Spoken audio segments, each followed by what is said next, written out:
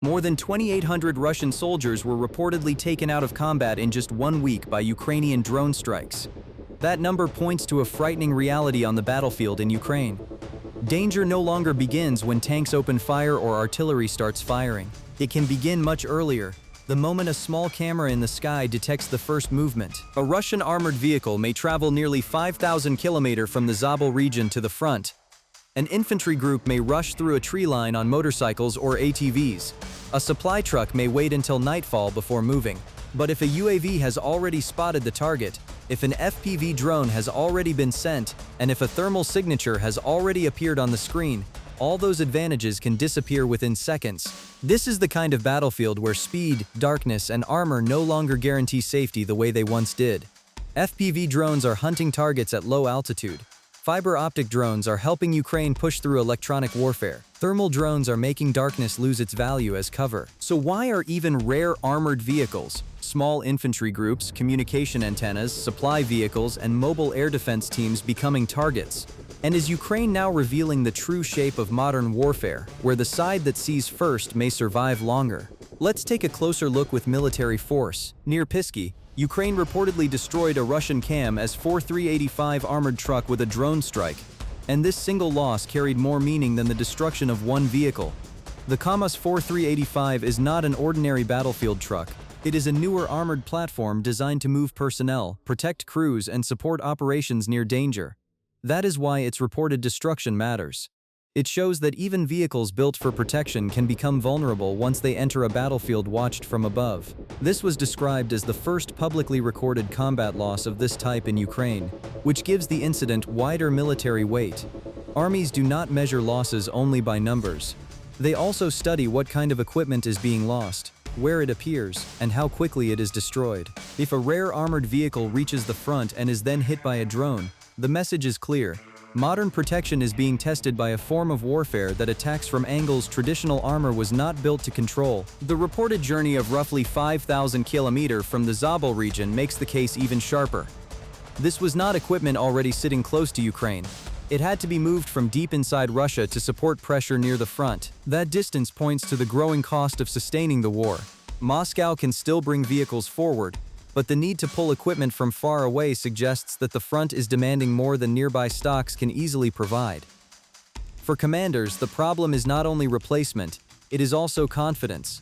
Each visible loss makes future movements more careful, slower, and harder to organize. The most important lesson is about timing.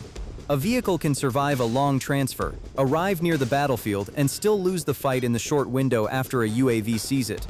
Once the target is detected, the situation changes quickly. A drone team does not need to destroy every vehicle in a column.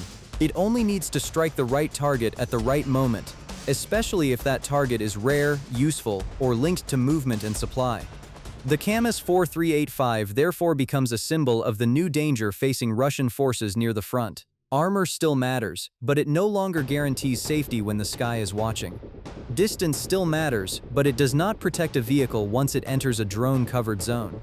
In Ukraine, survival increasingly depends on whether a force can move without being noticed. But the KAM-S-4385 was only the opening signal.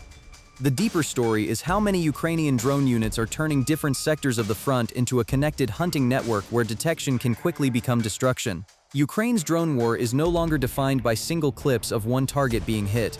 It is becoming a distributed combat system across several front sectors. Units such as SBU Alpha, Signum, Phoenix, Magwar's Birds, the Ivan Franko Group, and the 93rd Mechanized Brigade show how different formations can apply the same battlefield logic in different sectors. One unit may hunt infantry in a trench, another may watch tree lines, another may strike vehicles, antennas, and staging areas. Together they create pressure Russian forces struggle to predict. This matters because drone warfare works best when it is repeated, connected, and constant. A single FPV strike can destroy a target, but a network of drone teams can change behavior. Russian soldiers may move slower, drivers may avoid certain roads, assault groups may wait longer before crossing open ground.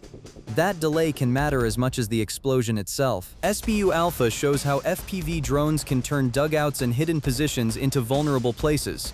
In earlier wars, a trench or a covered shelter could give infantry a stronger chance of survival against fire. In Ukraine, that protection is weaker when a drone can approach from above, enter a narrow angle, or strike a position that is not exposed to soldiers on the ground. The psychological effect also matters.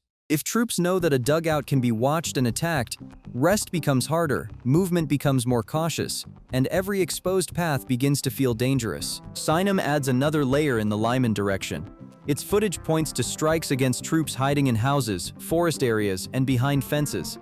This is important because Russian infantry often depends on terrain to mask movement. Woods, ruined buildings, and small obstacles can break the line of sight from ground positions, but they are less reliable against drones searching from above. Once a target is spotted, a place that looked like cover can become a trap. Magar's birds and other Ukrainian units around Pik show that FPV drones can influence an assault before Russian troops reach the main defensive line. This is a different kind of control. The drone is not only a weapon at the final moment of contact, it becomes a tool for shaping the approach. If riders on ATVs or small groups are hit before they form up, the attack loses speed before it becomes dangerous. That kind of pressure can break timing. Assaults depend on movement, coordination, and momentum. If one group is delayed, another may arrive too early or too late. If a vehicle is hit on the approach, the soldiers behind it may hesitate. If drones are already overhead, commanders may struggle to judge whether the attack still has enough strength to continue. The wider effect is a battlefield where Russian forces face detection, not only at the trench line, but also near rear areas close to the front. Drone teams can observe roads, abandoned houses, forest belts, supply routes, and temporary gathering points. That expands the danger zone. It means soldiers are not only at risk when they attack, they may also be at risk while preparing, waiting, resupplying, or moving between positions. This is why Ukraine's drone network should be seen as more than a collection of strikes. It is a way to compress Russian options across many directions at once. The more sectors that face this pressure, the harder it becomes for Russia to move freely without losing equipment, time, or personnel. And that pressure is steadily reshaping how armies survive battlefields. As this network grows, the next question is not only how many FPV drones Ukraine can put into the air. The deeper question is which drones can keep flying when electronic warfare becomes stronger and harder to avoid. Fiber optic FPV drones are becoming one of Ukraine's clearest answers to Russian electronic warfare. For much of the war, Russia has tried to protect troops and vehicles by filling the air with jamming signals. Those signals can break the radio link between a pilot and a normal FPV drone. When that happens, the drone may drift, lose video, miss the target, or crash before impact. Fiber optic drones change this problem because the control link runs through a thin physical cable instead of relying only on radio communication. That cable gives the pilot a steadier connection in places where interference is heavy. The video feed can remain clearer, the controls can respond more reliably, and the drone can continue moving even when jamming systems are active. This does not make the drone perfect, but it changes the balance. A Russian jammer may still protect against many standard drones, yet it cannot break a wire-guided link in the same simple way. The value of this technology becomes clearer in forests, ruined villages, and narrow approach routes. Russian troops often use tree lines, damaged houses, fences, and small shelters because these places reduce visibility from the ground. They also make flying harder for drone pilots, especially when branches, walls, and rubble block the path. A normal FPV drone can lose signal if the pilot must fly low through these obstacles. A fiber optic connection helps reduce that weakness. It allows the drone to push through tighter spaces with less fear that jamming will cut the feed before impact. The pilot still needs skill and the cable can create limits, but the key advantage is control.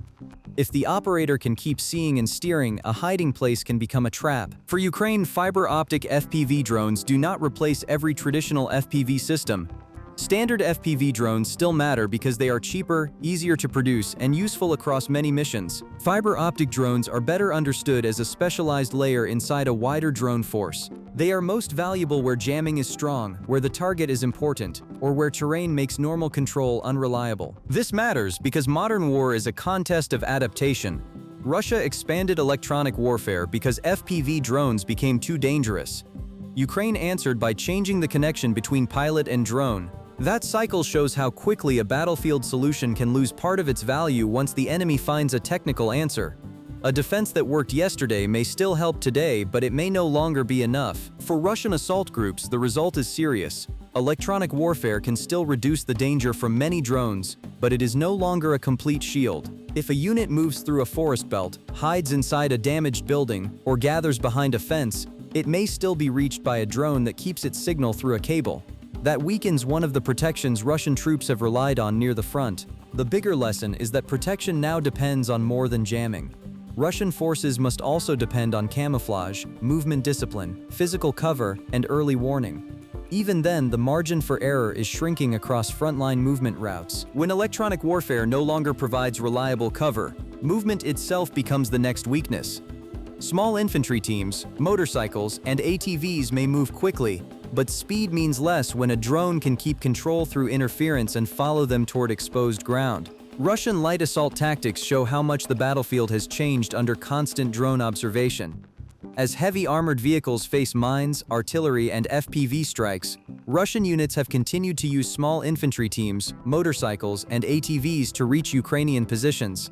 The logic is clear. A small group is harder to hit with traditional fire than a large armored column, and a motorcycle can cross a dangerous gap faster than a slow fighting vehicle. But speed and size do not solve the main problem. If a drone sees the movement, the assault can begin to fail before it reaches the trench. This approach also reveals pressure on Russian commanders.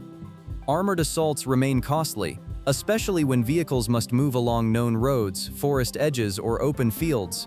By sending smaller groups forward, Russia can reduce the risk of losing expensive armor in every attempt. It can also test weak points and keep pressure on Ukrainian defenses without committing a full mechanized force. Yet, this method pushes more danger onto individual soldiers. They may move faster, but they have much less protection once spotted. The footage described from Novopavka, Konstanka, and Pokrovsk shows the same pattern in different areas. Russian infantry rushes, motorcyclists, and ATV teams try to use movement as their main defense. They pass through tree lines, open strips, and broken terrain, hoping to close the distance before Ukrainian drones can react. But drones change the timing of that race. A reconnaissance UAV can detect the group first, and an FPV drone can then turn speed into exposure. The faster the riders move across visible ground, the clearer their path becomes from above. That is the core weakness of light mobility in a drone-covered zone. Motorcycles and ATVs can avoid some obstacles that slow heavier vehicles, but they offer almost no protection from a direct FPV strike or a nearby blast. They also cannot carry the same armor, medical support, or heavy firepower. If the first riders are hit, the group behind them can lose direction. If one vehicle stops, others may slow down, scatter, or search for cover. In that moment, the assault loses its rhythm. This does not mean Russia will stop using these tactics. In a long war of attrition, commanders often choose the method that can still produce movement even if the losses are high. Light vehicles are easier to replace than tanks, and small teams can be sent forward again and again.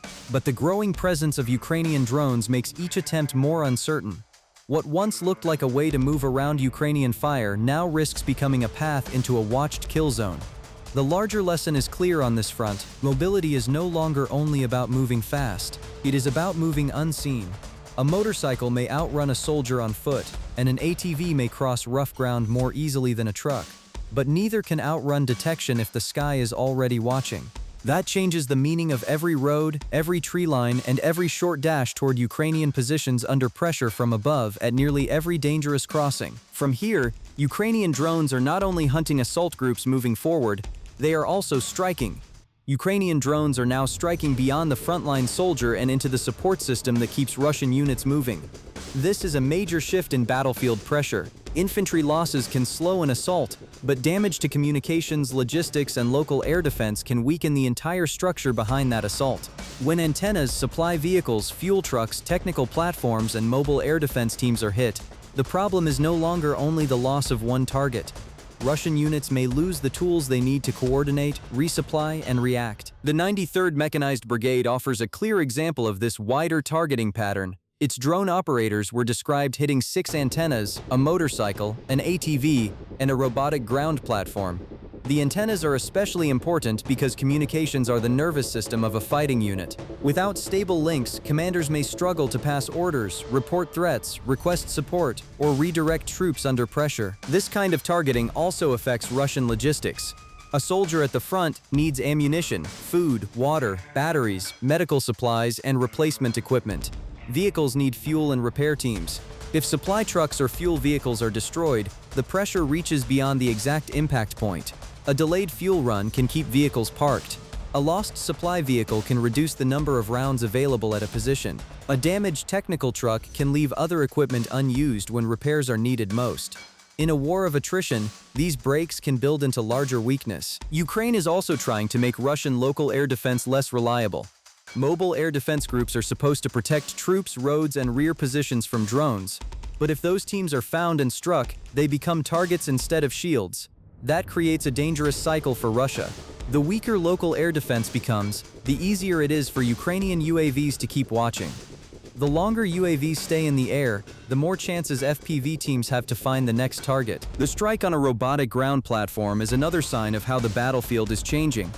Unmanned systems are not only Ukrainian tools. Russia is also trying to use ground robots and technical platforms to reduce human exposure. But these systems still need movement, control links, and support. If drones can find them, they can be removed from the fight before they change the balance on the ground. The result is a broader Ukrainian method.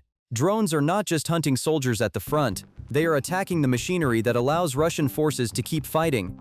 Communications help units coordinate. Logistics help them endure. Air defense helps them survive under observation. Every damaged layer increases pressure on Russian battlefield coordination and survival. When these layers are damaged, Russian assaults become harder to organize and sustain. If daytime is already dangerous under UAVs and FPV drones, night is becoming the next contested space as thermal drones make concealment far less reliable. Thermal drones are making night more dangerous for Russian forces in Ukraine. In older battlefield logic, darkness could help soldiers move, supply vehicles travel, and damaged units withdraw with less risk. That protection is now weaker. A thermal camera does not need clear daylight to find movement. It reads heat. A warm engine, a moving person, or a used vehicle can stand out against cold ground, trees, and ruined buildings. This changes the way nighttime operations work. The Phoenix unit was described using thermal drones against trucks, armored vehicles, civilian cars, a motorcyclist, and Russian soldiers. The importance is not only the number of targets, it is the type of targets. They show that Ukraine can watch both combat movement and support movement after dark. A truck carrying supplies, a vehicle trying to relocate, or a group moving between positions may all become visible once their heat signature appears on the screen. For Russian units, this reduces the value of waiting until night.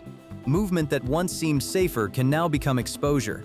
Drivers may slow down, units may delay travel, and commanders may struggle to choose when to move without attracting attention from above. The effect of this pressure can be seen around Konstantinovka, Pokers, and Julipol, where drone activity has helped slow Russian movement. Ukrainian drones do not need to stop every assault at once. They only need to disrupt timing. If a group pauses on a road, if a vehicle turns back, or if soldiers scatter before reaching their position, the attack loses momentum. That delay matters because modern assaults depend on rhythm. Infantry, light vehicles, artillery support, and follow-up units must move in a narrow window. When drones interrupt that window, Ukraine gains time for artillery, mines, and more FPV strikes to work. A slowed assault can become damaged before it reaches the strongest Ukrainian defensive line. This is why 24-hour surveillance is becoming central to the war. Daytime observation finds movement in open terrain. Thermal drones extend that pressure into darkness. Even rear movement routes are becoming harder to hide from aerial observation. Together, they make the front feel smaller, tighter, and harder to cross safely. All these layers point to one larger conclusion. In Ukraine, survival is no longer only about speed or armor. It increasingly depends on whether a force can move without being seen. The reported destruction of the KAMAZ-4 385 near Pisky points to a wider reality in Ukraine.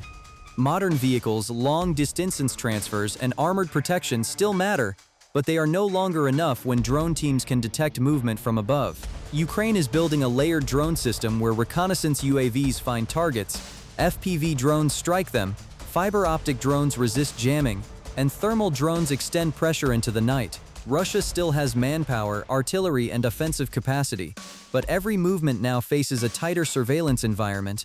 Infantry teams, motorcycles, ATVs, supply vehicles, and armored platforms all must cross spaces where detection can quickly become attack. The next phase of this war will likely bring more FPV drones, stronger anti-jamming systems, and wider night observation. The side that can find, track, and strike faster will hold the advantage in the battles of attrition ahead. If you found this analysis valuable, make sure to like, subscribe to Military Force, and follow the channel for more clear reporting on modern warfare, military technology, and the geopolitical changes shaping today's world. This channel exists to help viewers understand how wars evolve, how new weapons change the battlefield, and why these conflicts affect global security far beyond the front lines. Behind every drone strike and battlefield loss is also a reminder of the human cost of war and the importance of preserving peace whenever possible.